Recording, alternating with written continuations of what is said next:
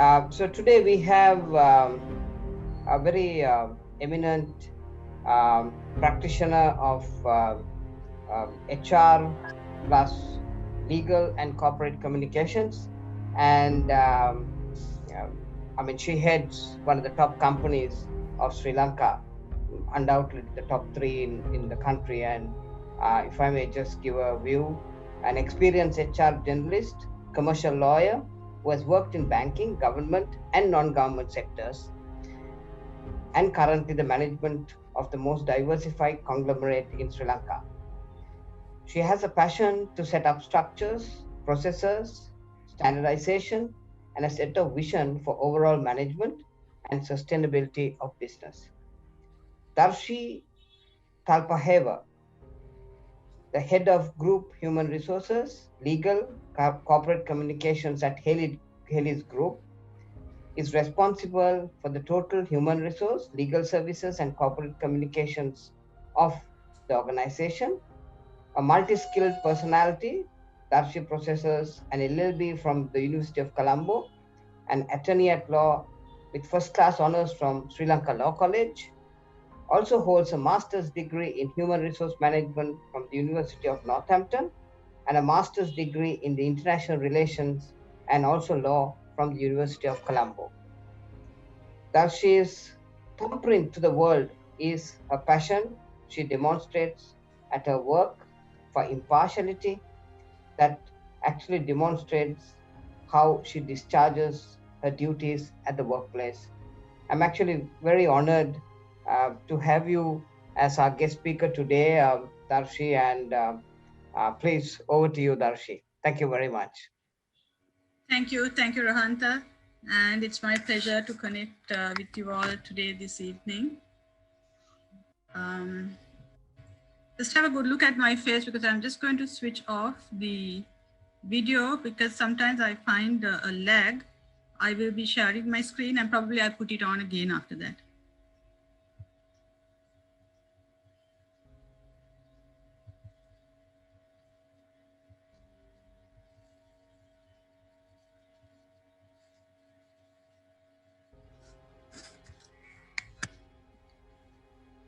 Okay, so today's topic is HR management in a pandemic.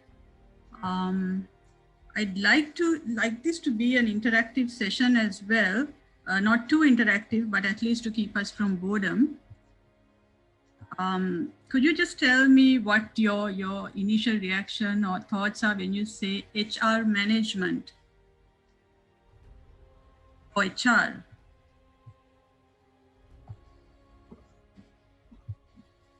Any ideas?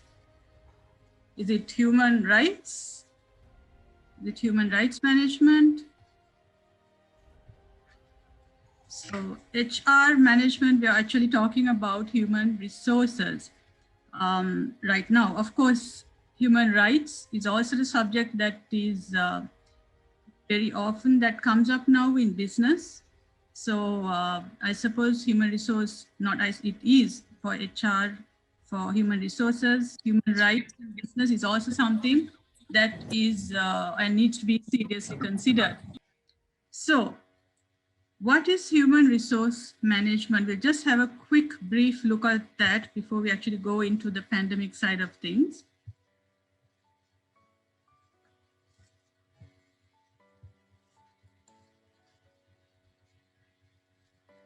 Right, so we talk about strategic management of people in HR. That is the more modern version of human resources. If you browse some of the textbooks or go to the internet, you would find the word strategic coming very often when you describe human resource management. So it's a strategic management of people in an organization so as to link up or to be able to achieve the business goals in that organization. You would also say that it helps to bridge the gap between employees' performance and an organization's goals. So that is the link, and HR management helps to achieve that in a strategic manner, helps to achieve those goals. But very simply put, you also talk about human resources as looking after the welfare of your company's staff.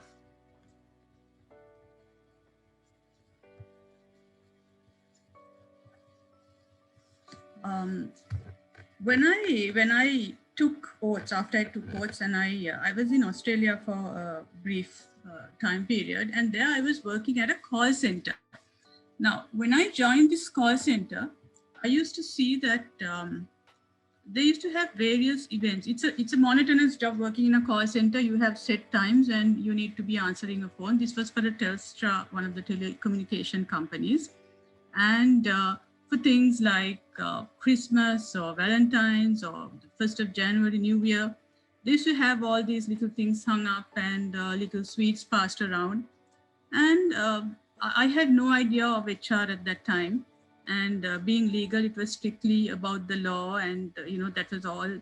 There was no. I had not done an MBA or had any insights into marketing.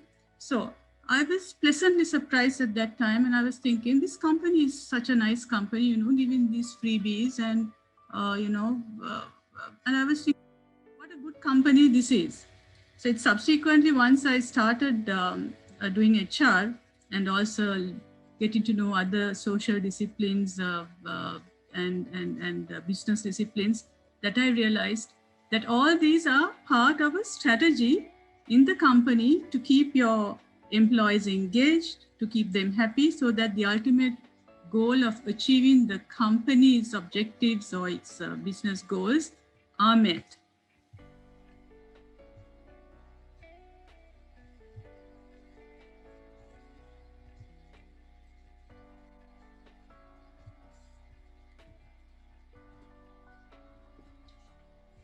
What is personal management? Okay, this is, sorry, I have to, this is going on its own. So, just want to again talk about the basics or the origins of human resources. The strategic component was not there earlier.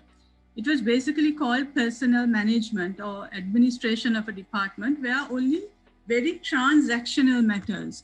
That is, you just only had a tunnel vision and you didn't really know where the business was going or what the business was doing. You did not have a proper line of vision to say, okay, what are the marketing, how many sales has my company made?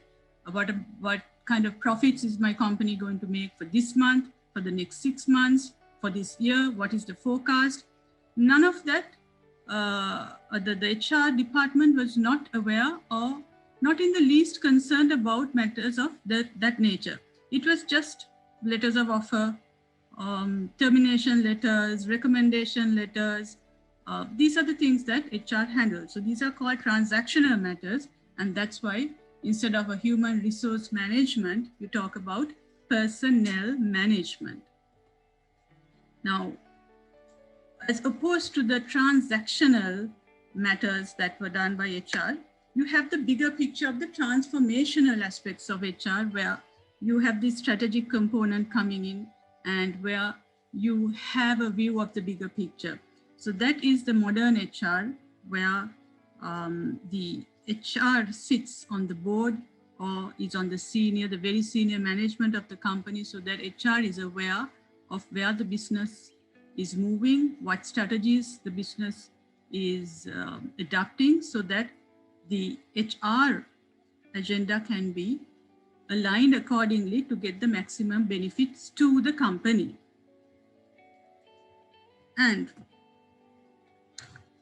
how can you determine the efficiency for a company? It can be HR, it can be marketing, it can be production, manufacturing. All of these businesses or angles need these 4 elements in order to thrive: quality, speed, efficiency, and cost. So when making strategies or when making decisions in any aspect in a company, including human resources, these are matters to be looked at or understood or considered. Now, I believe you have a rough idea as to HR, human resources, and the expectations of human resources and their functions vis-a-vis a business. Going back to the pandemic, which was initially the first wings of the pandemic was in December 2019, when the first case in Wuhan, China was detected and was publicized. So I'm just giving you here a chronological order of what happened over the world and also here in Sri Lanka. So we see that on the 27th of January, the first COVID patient was detected, and that was the foreign patient that we had, not a local patient. And then on the 11th of March, the second patient, who was a local person, was detected in Sri Lanka. And so it was even after that actually WHO stepped in to declare this coronavirus as a pandemic. And we see 13th March last year, schools closing, 16th March, declared a holiday, and also the private sector was required or requested to declare a holiday. And 20th March curfew was declared, including in Colombo, and 28th March, we had the first COVID death. So now that's past almost 1 year, and we are now in the throes of the third wave.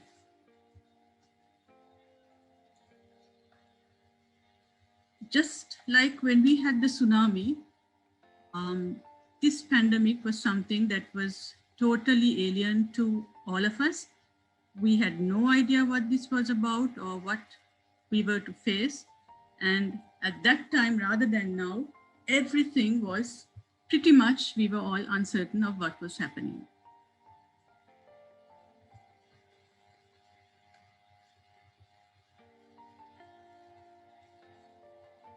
So when it comes to a company or the businesses, what happens when you are asked to close down your businesses or there's a curfew, lockdown?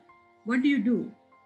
I mean, you cannot expect Sri Lanka to have been in any readiness, because if you look at even the overseas, you can see how unready those countries were, in spite of the fact that a pandemic was something that had been expected by the world for some time, because it has been said that for every 100 years or so that the world will be faced with the pandemic. But even the first world was totally, as you can see, unprepared, and things were going out of control. And although we did see a certain amount of guidance from the WHO, still, even the WHO at that time, if you remember, was under attack. So for a company, when a pandemic of this nature occurs, or it is a disruption for the company. It's a disruption of its business, and there comes the crisis for a company. Now, have you all heard of crisis management, business continuity? These are words that are often used now, but this is in preparation for a disruption of the company. It doesn't necessarily have to be a pandemic. It can be a IT cyber attack, or it can be some other kind of natural disaster that can disrupt the operations. It can destroy your assets. So it's a threat to the assets or even the people of the company. And so what is a business continuity plan? This is a process that a company undergoes to prevent or to come into a stage of recovery from a threat that the company has had to face. And it's designed to protect personal assets and make sure that they can function quickly, get back to normal. That is the key word. So you need to get back to what you have been doing with the least amount of disruption. So what are the key elements for a company to be able to do that? You have to be flexible, you have to be agile, you have to be able to adapt. And these are just not mere words, but these are things that companies will actually have to work on to be ready and prepared to do. And that means making very quick decisions. You need to be able to make lightning decisions at a time like this. But having said that, there has to be a method for the madness. So that is why you have this crisis management, you have crisis management teams being appointed, you have business continuity plans that the teams will implement, and there are various scenarios that are thought of and how you address them in your companies. So, what did companies do when they were hit with the pandemic?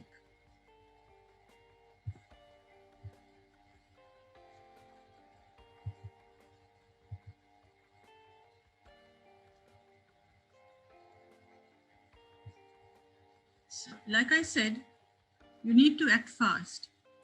Charles Darwin's theory was more or less, it's not how big you are or how strong you are, it is about how adaptable you are that will determine your survival and existence. As you know, dinosaurs, they were big, they were strong, but they were not adaptable, and therefore they became extinct. And so we have Charles Darwin's theory of survival of the fittest. Right now, I think the name of the game, apart from that, is survival of the fittest, survival of the quickest. And that is what we need to see companies doing. The agility we spoke about, adaptability, is what you need to see. There's an interesting slide I'm sharing with you.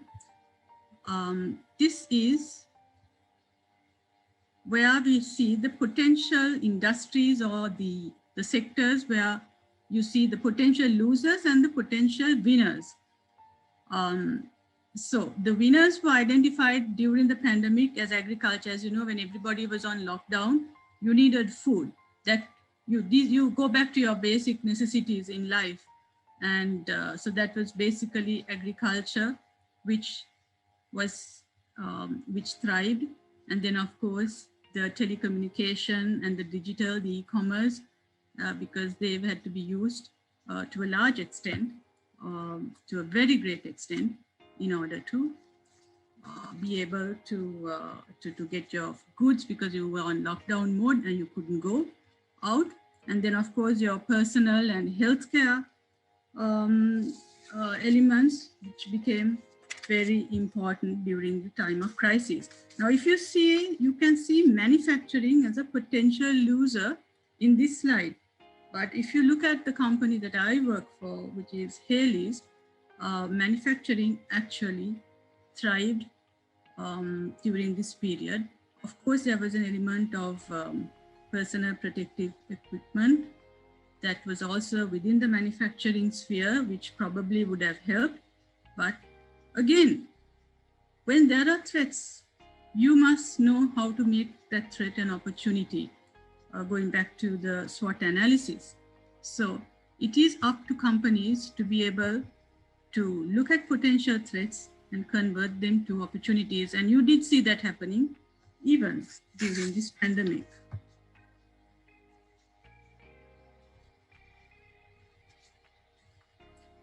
So ICT, I have certain figures with me, which shows that the Zoom that we are using today, right now, their stocks had grown by 67% from beginning of Feb to end March in 2020.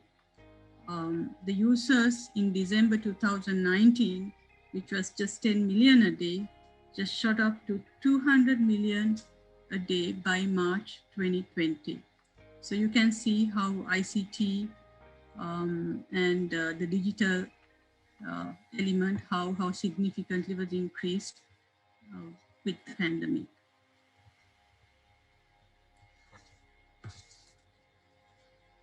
Right, so once we all went down to lockdown mode last year, there were certain things that had to still continue. So this is again going back to the business, the business continuity plans that we were looking at. Even in terms of a country, there were certain things that had to continue, although offices and schools and all parties and functions had to close down.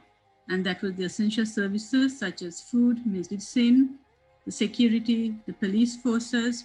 And of course, also the government realized that export-oriented companies' operations had to continue if we were going to maintain or to see some kind of economic progress, economic activity happening.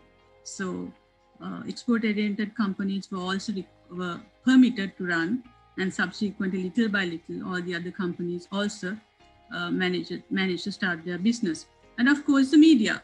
So even in a time of crisis, media is regarded as an essential service because that is where the communication, the information dissemination happens. Even if you look at a company, when you talk about crisis management, you talk about your corporate communications. And that is where you are the central point for communications internally with your stakeholders internally. They can be your employees and your external stakeholders, such as your suppliers, your customers, and even the public at large. So you would normally think when you look at food and medicine, police, yes, but media, why media? But that is also regarded as an essential service. And you can see the importance attached to the media. So if you go down to a company, how does this work? You hear about the task force that was appointed for the in terms of the country to control and manage the pandemic. So we have crisis management. So that's a crisis management team that was appointed by the government to manage the country. Likewise, companies, they have their own crisis management teams that they appoint in times of disruption to the operations, and the pandemic obviously was one of those. And so you could even call it the COVID-19 task force that is being established as a crisis management team to handle the pandemic within the company to see how we could ensure business continuity with minimum interaction. So what would a crisis management team in a company do?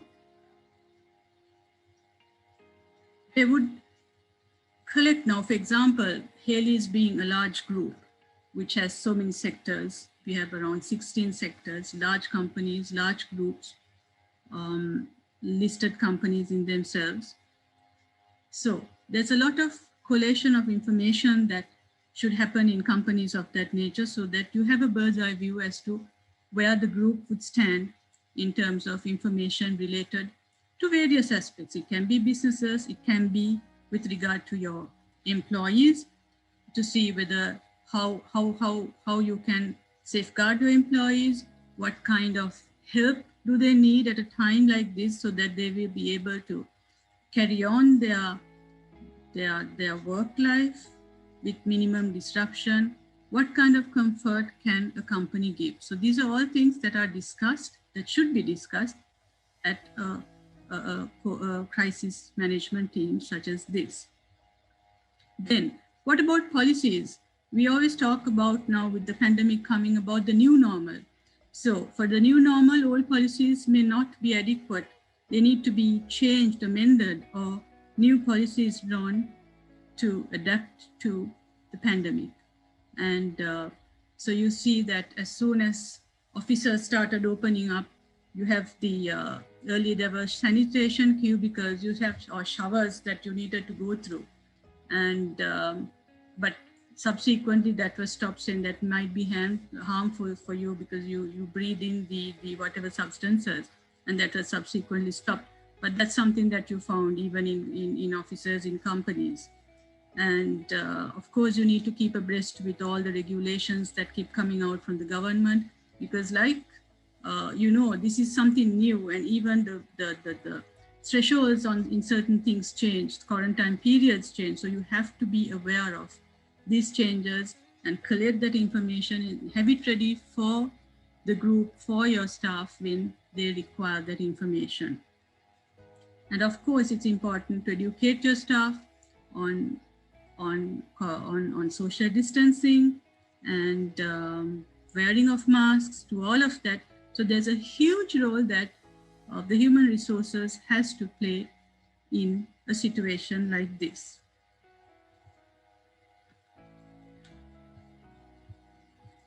So like I said, in the new normal, you find temperature checking, hand washing, sanitizing cubicles, sanitizing mats, and also your work methods can change. Uh, we have never heard as much as we do now the term work from home, which earlier was something we thought was, occasionally we used to hear from overseas and hard or on from IT companies. But now it is something that we live with, or we experience firsthand, and we need to be able to change how we do things according to it's not like when you're working from an office environment. When you work from home, it comes with its own challenges.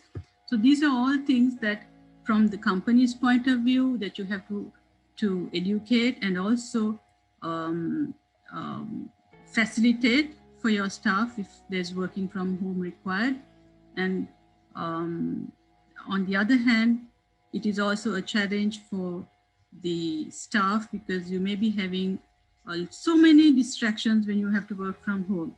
So it's a learning experience, and also it's where both parties have to be patient and have to go through, and then you basically come into the new normal. So there's you find the norming and forming, and then you have the stable period that you come to.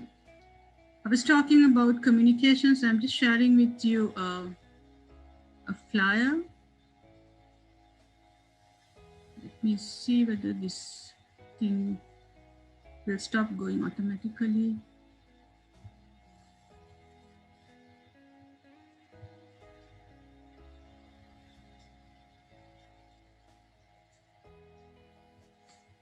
Okay. So these are some of the communications that happen. Tips to work from home. This is a new thing. So we all need to know to understand and learn certain things. So here we say, find a dedicated working space where you can focus with minimal distractions. Have proper technologies in place, computer access, email access, phone conferencing. So probably your companies need to assist you and provide this if the company wishes you to work from home. And yes, just a tip on what you wear. I believe it's best to dress neatly and casually rather than have, be in your nightwear when you get up in the morning and you start working. And of course, staying in touch with your colleagues where you need to be contactable via phone or emails always. So these are subtle ways of actually telling, look here, you can't just, knock off or, go marketing or, go visiting friends when you're supposed to be working from home and you can't be switching off your phone. You have to be always contactable. Cancel face-to-face events and meetings wherever possible. Switch to video conferencing.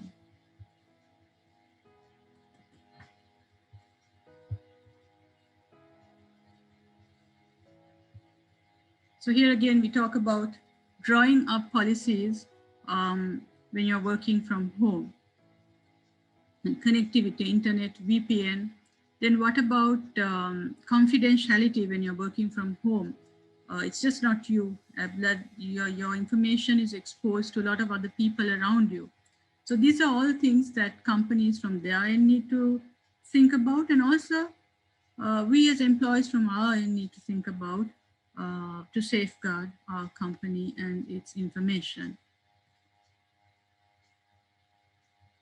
So these are just a few things that when you're drafting a work from home policy or when you're using a work from home policy that you need to say, because None of us came into employment with the intention of working from home.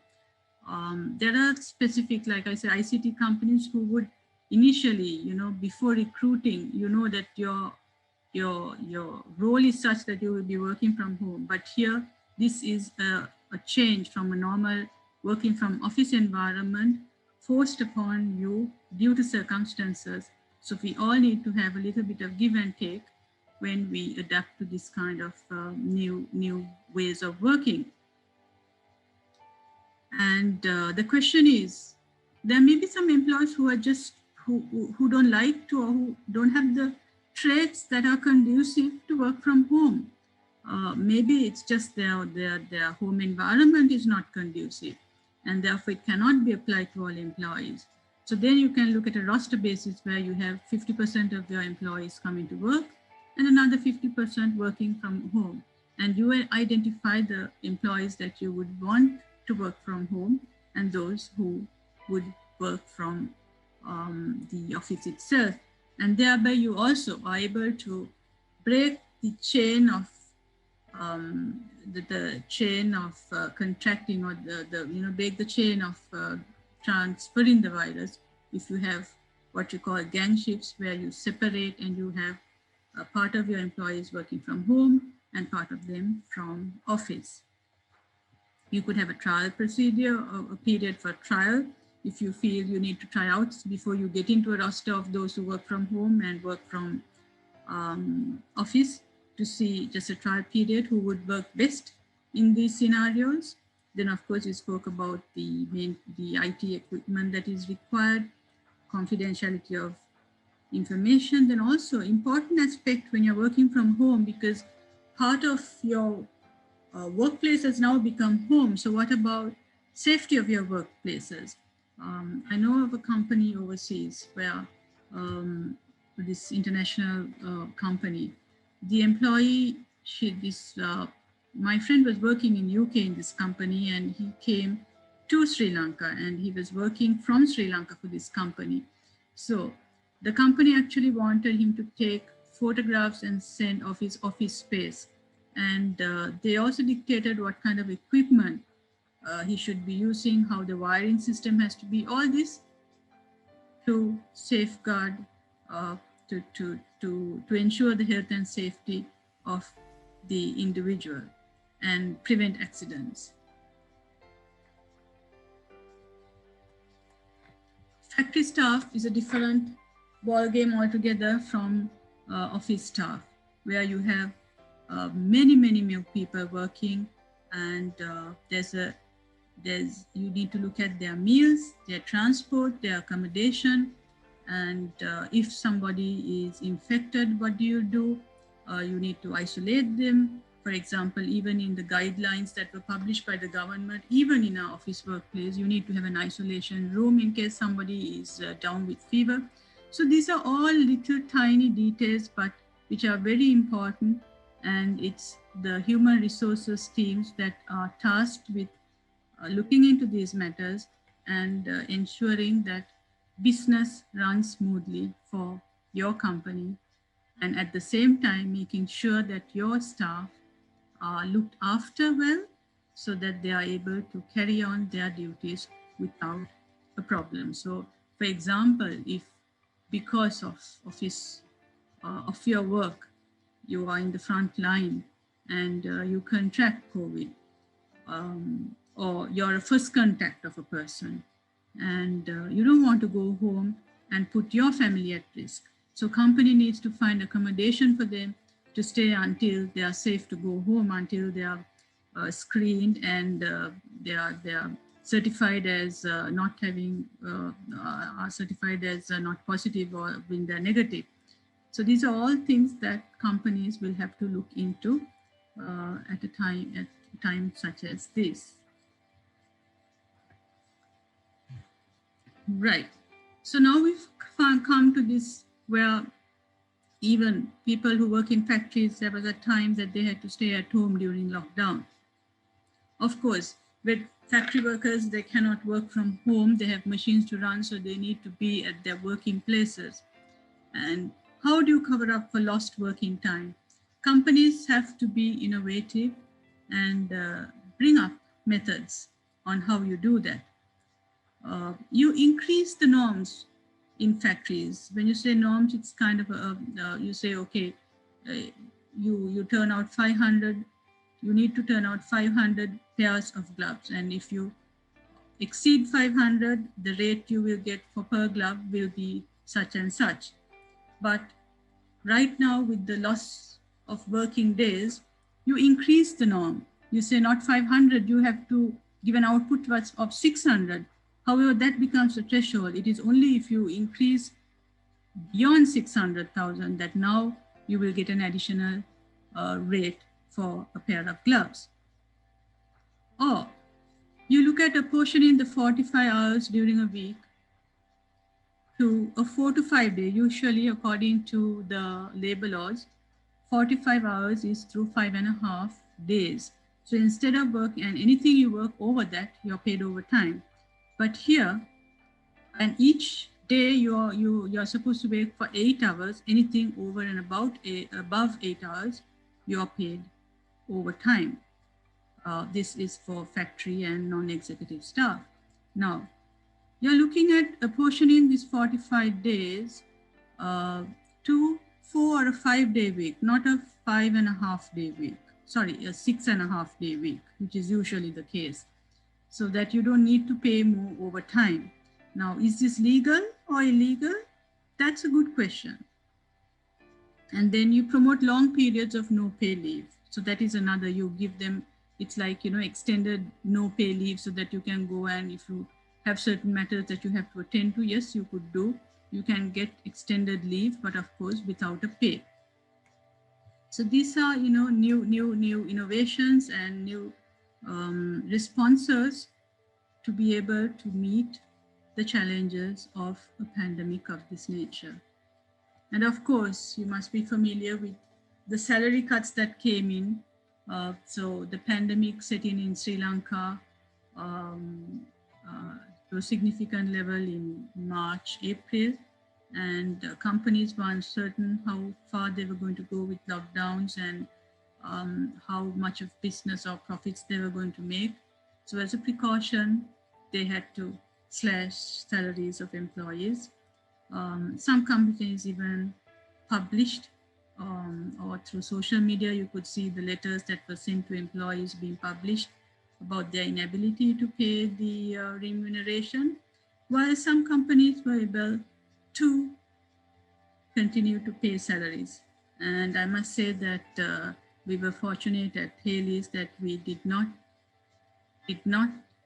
slash any salaries of the employees except the board of directors, the very senior management, which was just to show the commitment uh, to the rest of the employees as to how they were managing during the pandemic. Again, the legality for slashing salaries, that's a question.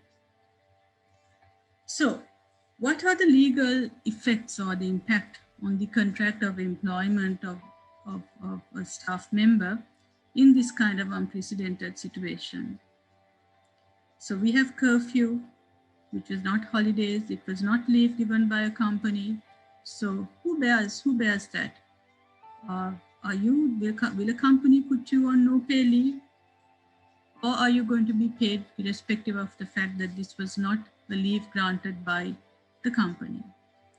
Then what about those people who did the essential services, who did actually work during these so-called lockdown or curfew days, vis-a-vis those who did not work at all and who were at home? Is it fair to pay both these two parties? Or should you only just pay those who worked and those who did not work? Or you pay a higher incentive to those who actually did have to work during the curfew and all essential industries? And also you did find employees refusing to report to work. So there was basically a misunderstanding when even the government encouraged work from home. Factory workers said, we've been asked to work from home. We don't want to come to work.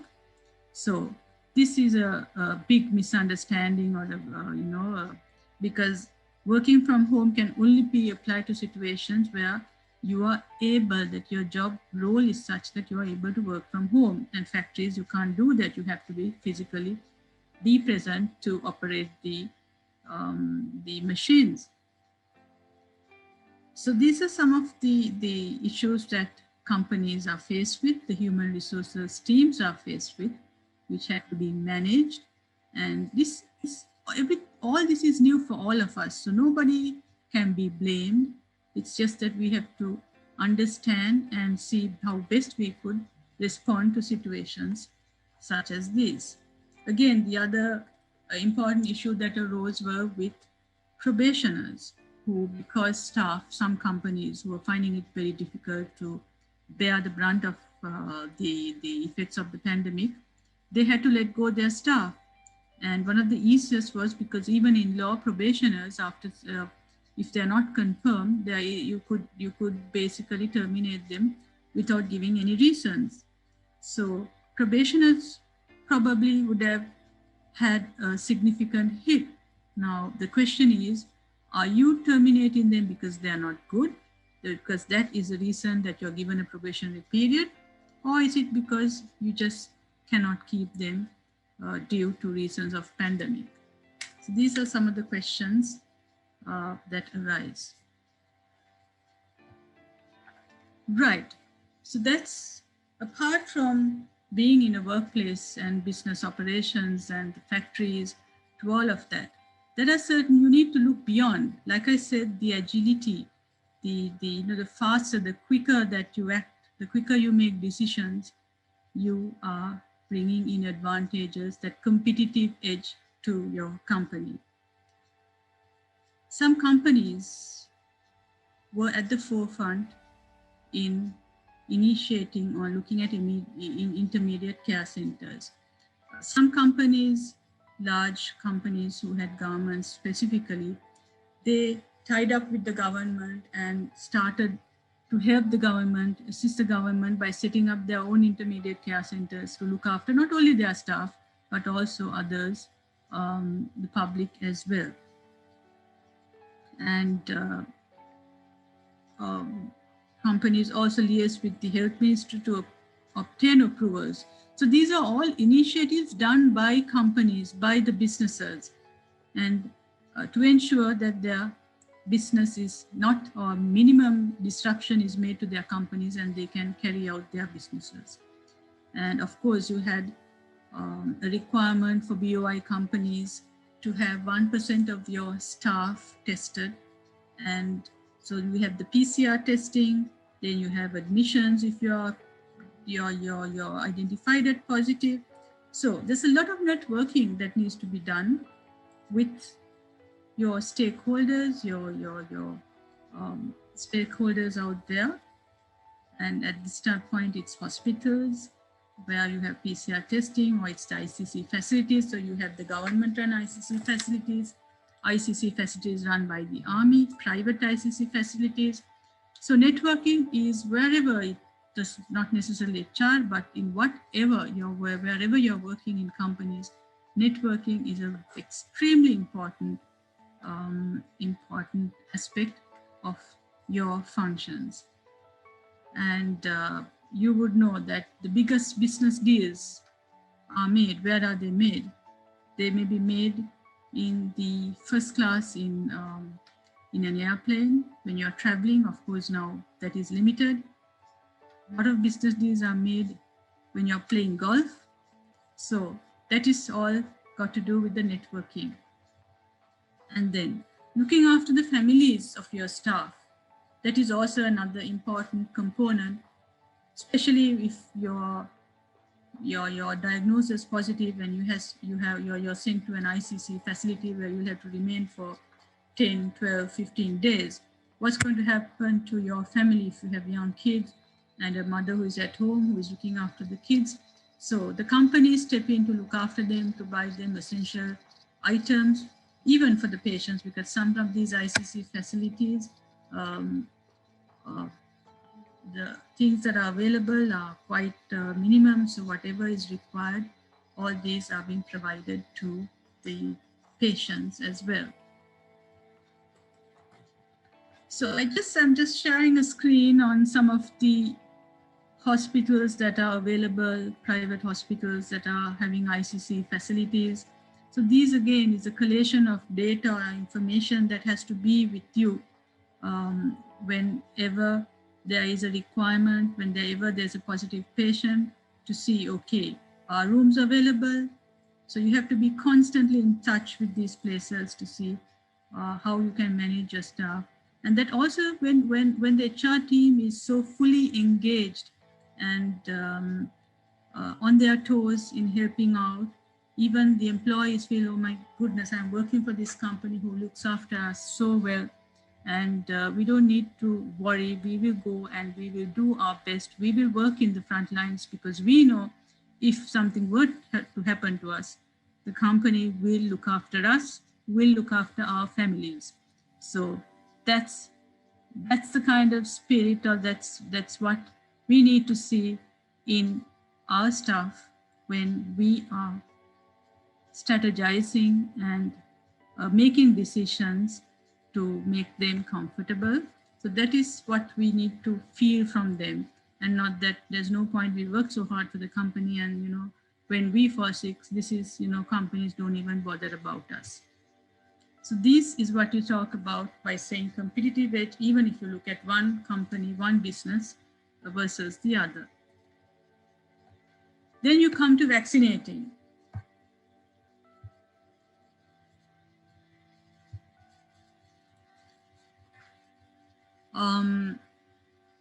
How many companies would have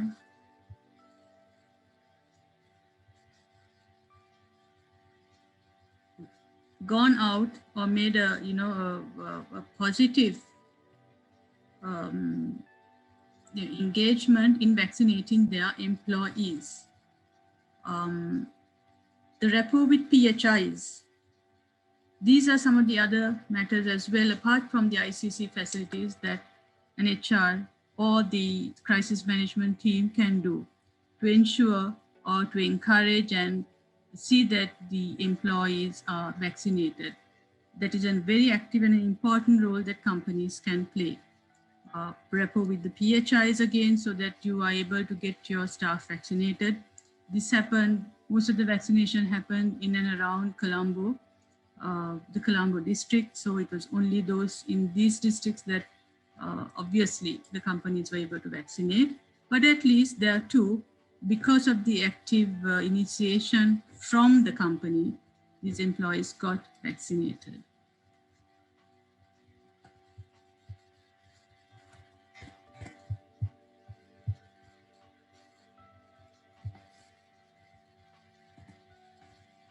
So this is just another message from the crisis management team to the employees in terms of urging and encouraging on social distancing, avoiding public transport, limiting social gatherings, wearing masks in public places.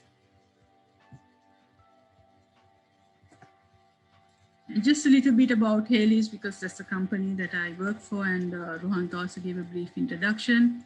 So Hayleys is a company that was started way back in 1878 by a person called Chas P. Haley, coming from the United Kingdom.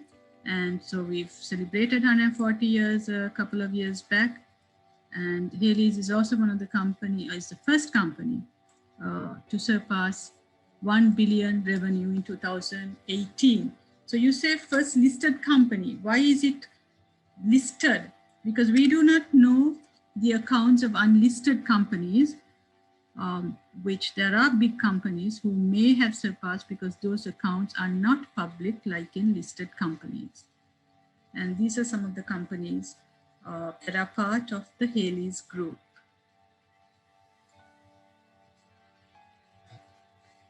These are some of the sectors that Hayleys is in: fiber, eco solutions, you say, and protection, purification or activated carbon, textiles. Those who read papers or browse through the internet on business news would have seen that recently Hayleys purchased a textile fabric manufacturing company, South Asian Textiles, which was a very strategic acquisition, which Hayleys is famous for making strategic acquisitions. A few years back, Hayleys also had the biggest uh, acquisition over a cost of around 16 billion when Singer, another listed company, was acquired.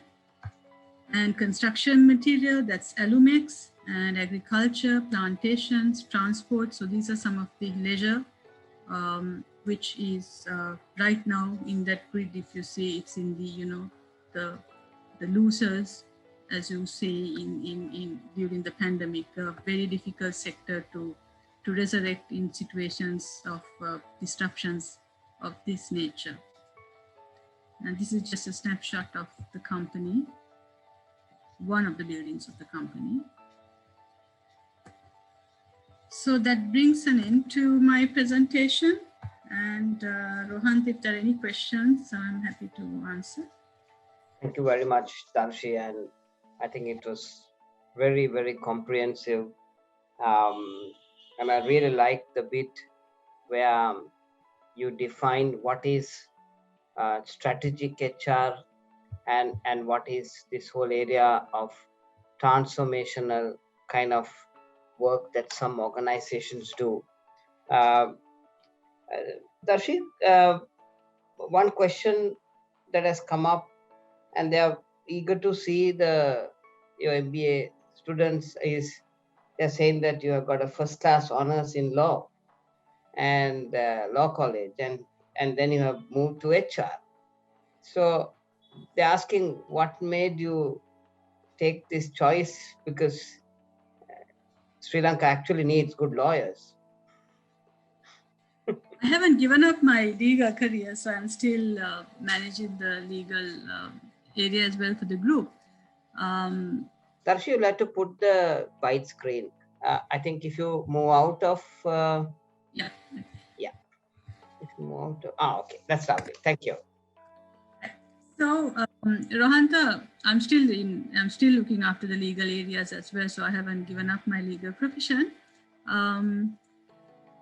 See, legal is now something in me, in my blood, and things were getting a little, let's say, a little not monotonous, but a little, it was. I knew everything about legal, so when chairman gave me the opportunity to take over HR, because HR is not totally alien to law as well, because you have the trade unions, the disciplinary inquiries, the labor laws. So it's very much part of HR.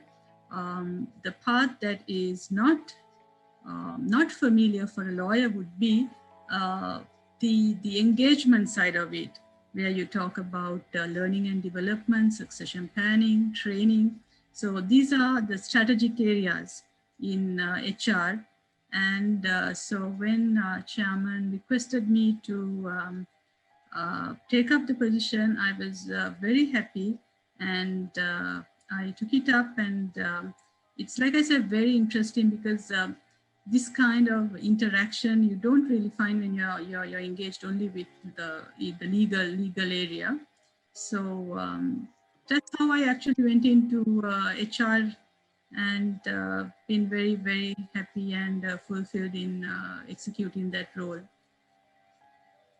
Darshi, yeah, you talked of the pandemic, and have you kind of noticed that a new set of leaders emerging during the pandemic, who are kind of, because research from Cantor says that they found that a lot of people, some people demonstrated this kind of a fearlessness behavior.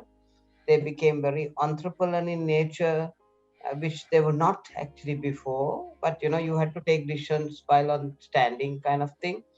And then, of course, you also found that people who were kind of a little bit more savvy on driving on e-commerce, suddenly started pushing up. So, did you kind of see a kind of a change in the type of leaders that were emerging? Rohan, yes, sir. What I was saying is also that agility, that quick ability to make decisions, that is vital to be able to survive. Um, and yes, some of the for example, yesterday I was having dinner with a colleague of mine, a friend of mine, and he is a CEO of a company called Merchant Lanka in the Downkotua zone, where Hayleys also has a company, and where we are manufacturing mattresses. That's part of the fiber group. And he told me that during the lockdown period, initially at the very beginning, that in that entire zone, there were only two companies working. That was Haley's and his company. So that quick, that quick decision making, get your people together, ensure that all the safeguards are in place, and you go ahead with your business, and you end up making bigger and better profits than you made in history. So that was the story at Haley's. And you're right, even with regards to the digital the commerce and the ICT space. So that has also really thrived during this pandemic, and people who fearlessly went forward and embraced those areas have done well, have increased their profits, and done well than ever before in history. So, Darshi, uh, uh, how do you see? I mean, do you feel that people are demonstrating that same kind of behavior right now, or do you feel that the the people who are not in that school of thought are slowly catching up? I mean, do you see this happening? Like, you I mean, since you're working for one of the largest conglomerates in the country, you can see trends that a lot of people don't see. Uh, Yes, Rahul. So, like I said, when people, there's this saying, necessity is the mother of invention. So, necessity has forced some companies to do certain things differently, and those who may have not had much confidence at the beginning, maybe, uh, some of the more senior leaders in companies, definitely see the value behind innovations and new initiatives that have taken place, and they would definitely come on board. did you all have to change uh, the overall policy of kind of um, the way you recognize people um, between the pre-pandemic and the during pandemic, because you naturally see some people who love and thrive on a pandemic, who go out there and they're kind of I mean, I actually I was one of them. I enjoyed the pandemic to be very honest, which is not nice to say, but it's just that we come from a sports background, so we like kind of very rough environment kind of. I mean, did you all see that, uh, Darshi? Yes, Rahanta, now, for example, there are companies as Aries as well, where you have the recognition of certain things that you did for the past year, and there's you call a chairman's award, and you have recognition of employees for innovation. So it's an ongoing every year something that is done. So this year also this the awards is it's the main engagement, the main function or event in the Haley's calendar is the Chairman's Awards. And, we all, of course, we had to have it in a very, very subdued tone this year due to all this. But nevertheless, we did have the awards and the competitions. And so a lot of innovation comes out of those. And we have rewarded uh, the staff, the teams who have done well during this pandemic and, were agile and adapted to the new normals. So indeed, this happened this year as well, and that was based on the outcome of some of the things that happened on the pandemic this last year.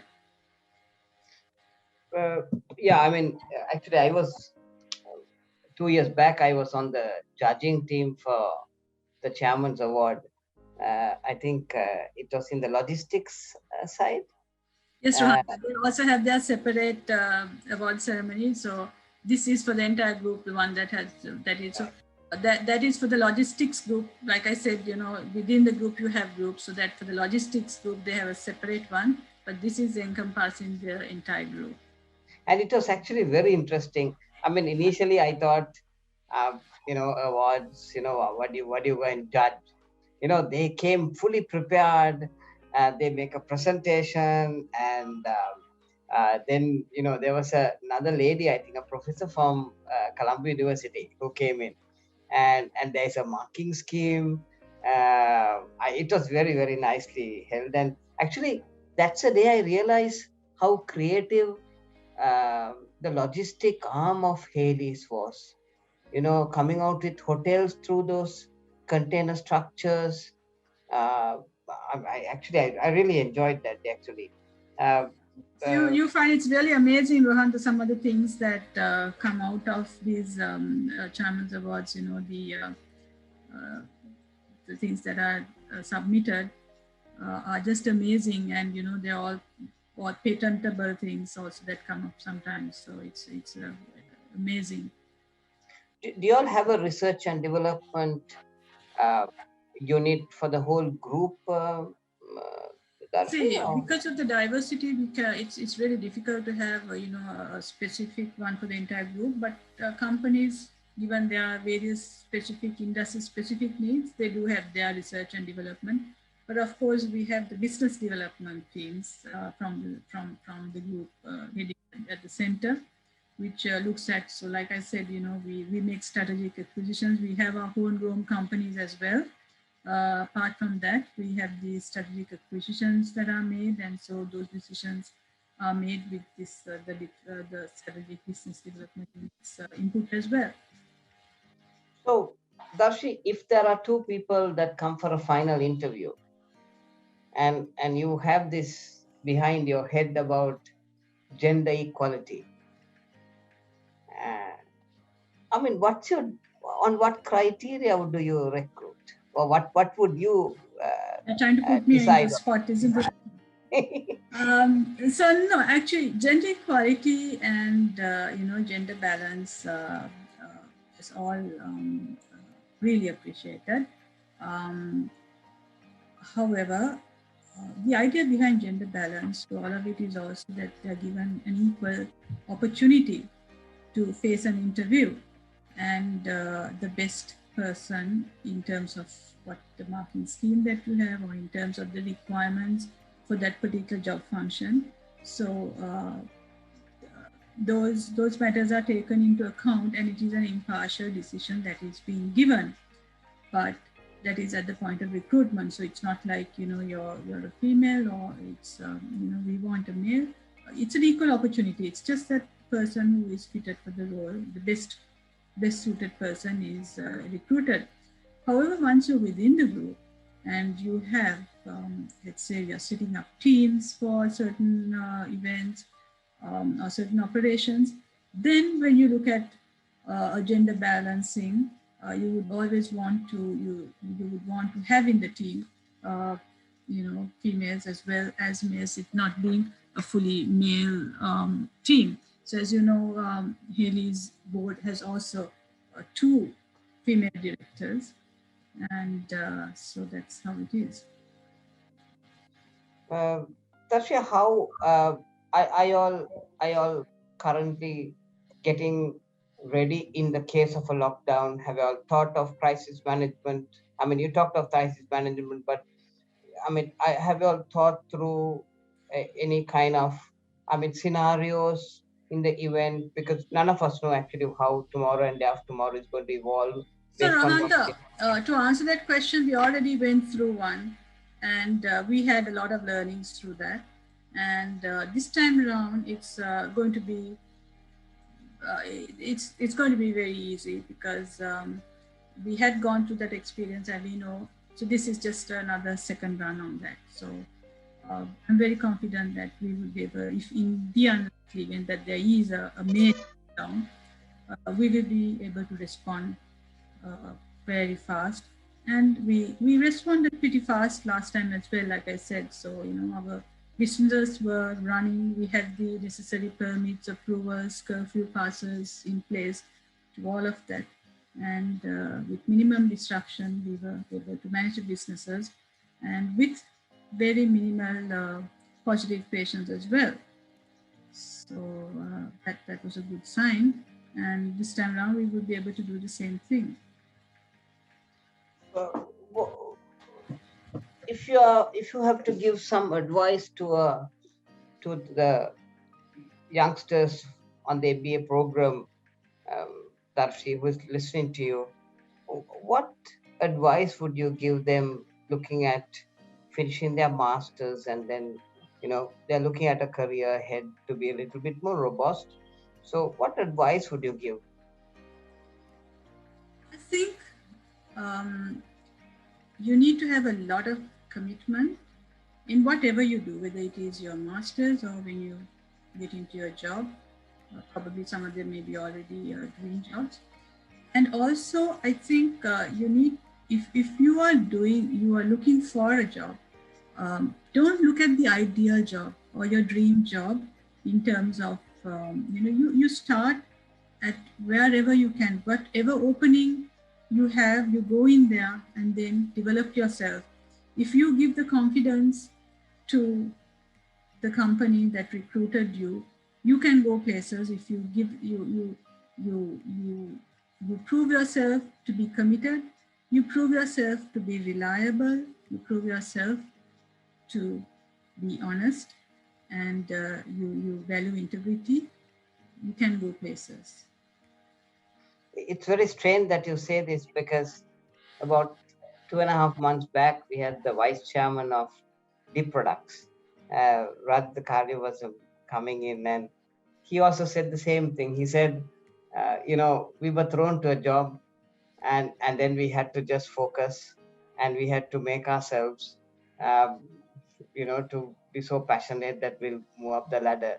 So which is like a choice that was not there those days. But now, of course, you have so much of choices. People tend to kind of evaluate. So I totally understand what you're saying, Darshi. Darshi, what happens if the government says that the private sector can purchase vaccines to look after your employees? I mean, how would you react to that? We will be the first in the line, Rohanta. Uh, Definitely. um, Lovely chatting with you, Darshi, and thank you so much for making time um, to speak to the youngsters. I mean, they're about, I think, almost uh, 243 MBA students in different batches who will be listening to you. And, it's really lovely to see your perspective. And again, I repeat that the first slide, which talked about strategic HR, I think actually set the stage for them to understand the difference between, doing the mandatory transactions versus actually, running an entity like Hayleys. So thank you so much. And when I suppose things open up, it would be great um, if you can just actually see them face to face and have a chat, Darshi. Thank you so much. I Sure. really Thank you appreciate very much. Thank you, Rohanta. Thank you very much. I enjoyed the session. it. Thank you.